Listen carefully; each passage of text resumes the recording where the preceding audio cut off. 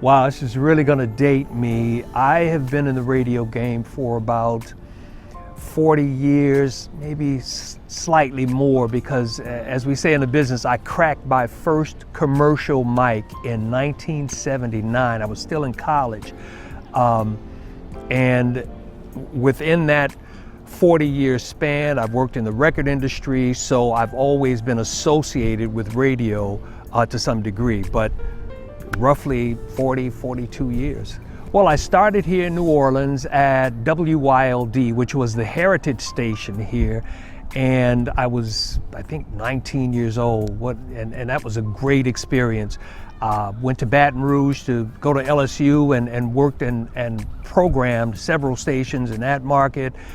Went to Los Angeles, worked at Stevie Wonder's radio station and worked closely with Stevie on putting together some of his House Full of Toys shows, and worked in Miami at the #1 station there in Miami. So, you know, we've been across the country at quite a few properties.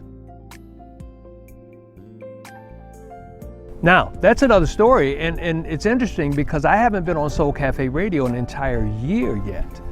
I started right as the pandemic started. I started on, I think it was March 18th of 2020. So we've accomplished a lot in that short period of time. So about a year. The radio station is Soul Cafe Radio. My shows, Indie Soul Saturday and Indie Soul Sundays.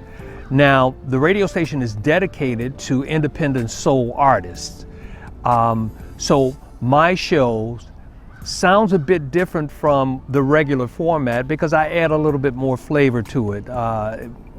We're talking about major independent artists, but artists that used to be on major labels as well that are now independent artists. Chaka Khan, Rahsaan Patterson, Kenny Lattimore, to name a few. So I try to throw in the classics and just a few classics as flavor. Spice it up with a little smooth jazz, and the blend is really, really nice. I think it's a blend of music, but I think is that I bring my passion into what I play. I play songs that actually speak to my life experiences, that speak to my listeners' lives experience. I include them as a part of the show. We really try to make it comfortable for the listener. I try to speak directly with them and not at them, and it pays off.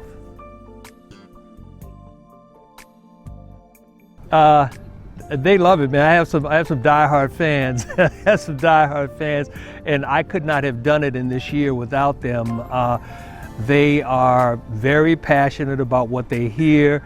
I had a situation where one of my listeners was saying I needed to have an iPhone because whatever, you know, I couldn't FaceTime and whatever, and that became an issue on the air, and my my listeners started to argue back and forth, but they get involved with what I do, and they really, really have supported. And this has been from radio stations that I've worked at. So I've got fans out of LA, I've got fans out of Louisiana, I've got fans out of Miami, and different parts of the country. So it's pretty amazing.